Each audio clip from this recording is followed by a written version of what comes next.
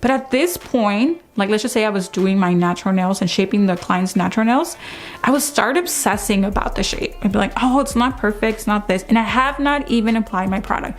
Up to this point, I had already worked on the cuticle work and started shaping. And I thought that this was the moment that I had to get my shape right.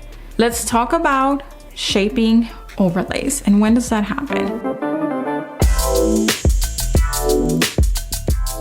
Hey there and welcome back, and if you are new here, welcome. My name is Paola of paolaponcenails.com, your source for all things premium soft gels and entrepreneurship in the nail industry. If this sounds like a niche you'd like to continue growing in, then at the end of this video, do consider subscribing to this channel and our weekly newsletter. Let's begin. So when I first started doing nails, I used to shape my overlays. I used to put in like that final shape right after my nail prep. So I do my cuticle work, and I get into my free edge shape.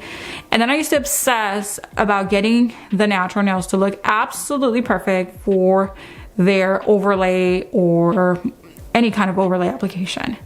But then I realized that I was spending a lot of time, almost the same amount of time, perfecting my overlays after they had the builder product on it.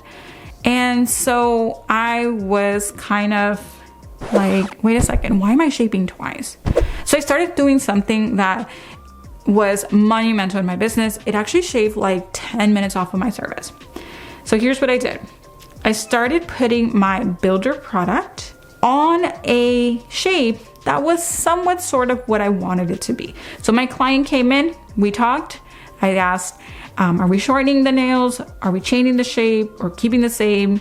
What are we doing? So I knew what shape she wanted at that point, like early on in her appointment. And then I went to work with the shape that she wanted. So let's just say my client wanted she wanted to go from almond to like oval round, right? We're gonna say round.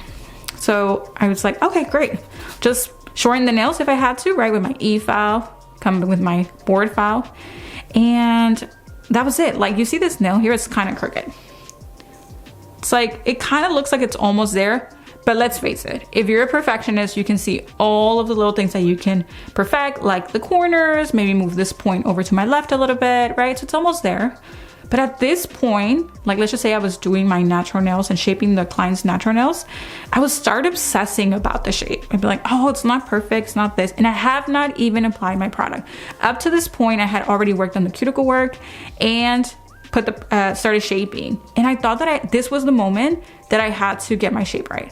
And I stopped doing that. So then I'd move on to my overlay, like so. And then after that, I would remove the tacky layer.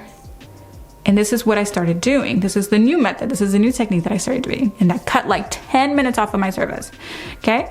And remove the tacky, and I would grab my board file, my 180 grit board file, because that's what we shape our in free edges with enhancement product on. And that's when I started to fixate on the shape. So not only was I able to perfect the shape, right? Like make it crisp, make sure that there was like no little points on the edge just sticking out and kind of making my shape imperfect after I applied my top coat. I did it now. I did it after my overlay was applied, and now I could fixate about the shape. Remember, I take off the tacky because I don't want uncured gel or me filing the uncured gel back and forth. And then that was it. So one of the things that I started doing in addition to that was tucking my natural nail behind the enhancement product, okay? And this turned out to be super beneficial for my nails. Now you can totally, it's up to you. If things are working for you and if they're not broken, go for it. But if you wanna improve or you're having free edge lifting, then do this process, okay? Again, you can obsess early on and then just put all the layers on and top coat and be done. If that's what's been working for you, if your clients definitely appreciate just pretty, not perfect. And if you're also like not a big perfectionist, totally, please do not let me like, deter you from something that's already working. But this has helped me tremendously. It has helped my students a lot. And so I want to share it with you. All right. So when I'm shaping the nail, let's just say I'm going to make this nail now round, right? I'm gonna go ahead and reduce it like so. And when I have my board file kind of like perpendicular to the nail, because I guess parallel will be this, perpendicular will be this. So we're doing a combination of both. So I'm calling it parallel perpendicular to the nail. Okay, and this is going to be easier to do on a client. Okay, so here we go, here we go.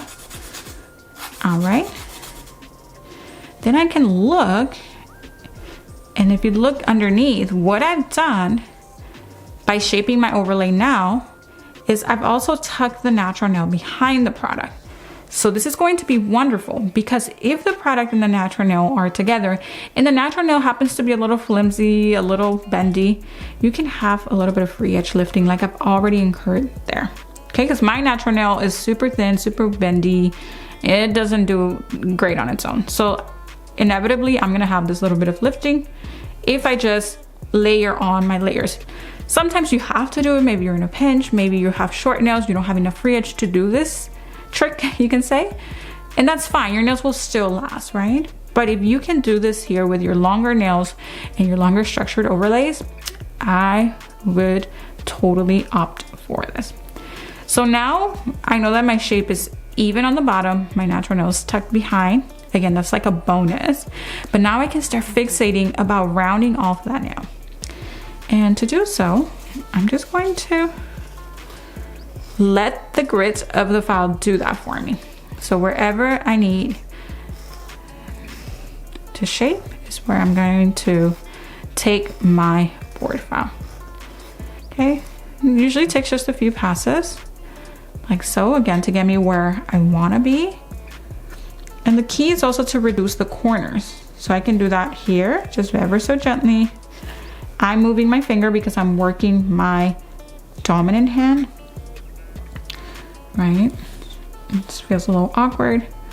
And then here also, so I just want to reduce that corner.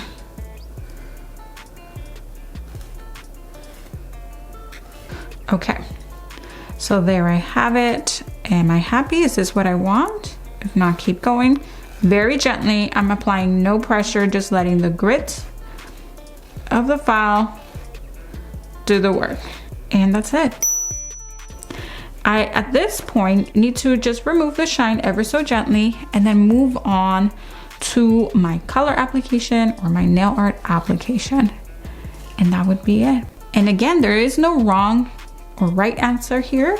This is what's just been yielding me great results. It has made good improvement, fantastic improvement on my time and the duration of my services. And I want that success for you also. Thank you for watching. If you loved today's video, can you do me a favor and give it a thumbs up to boost it up in the algorithm so that I may help more people? And if you need a little more direction in your nail career, I want to encourage you to join my free masterclass using the link in the description box below. It is available for you to watch immediately for free right now after signing up.